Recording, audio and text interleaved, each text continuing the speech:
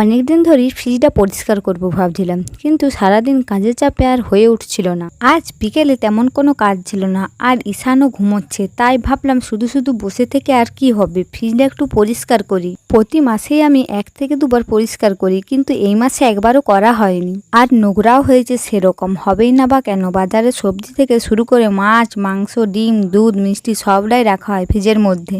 আমি ফ্রিজ পরিষ্কার করার সময় জলের সাথে কয়েক টুকরো লেবুর রস মিশিয়ে নিই, এতে করে ফ্রিজটা খুব ভালো পরিষ্কার হয় আর খুব সুন্দর একটা গন্ধ ছাড়ে ভেতর থেকে। এই আইডিয়াটা আমার অবশ্য আগে জানা ছিল না, আমার দিদি আমায় বলেছিল। তখন থেকেই আমি পরিষ্কার করার সময় কয়েক টুকরো লেবুর রস মিশিয়ে নিই জলের সাথে। আর সত্যি এই আইডিয়াটা খুব কাজের। আমি আগে না হলে সার্ফ এক্সেল দিয়ে পরিষ্কার করতাম। ভেতরটা মোটামুটি পরিষ্কার করা হয়ে গেছে, এবার বাইরেটা একটু পরিষ্কার করে নেব। তারপর যেসব জিনিসগুলো বের করেছিলাম সেগুলো সব একে একে রেখে দিলেই আমার কাজ কমপ্লিট।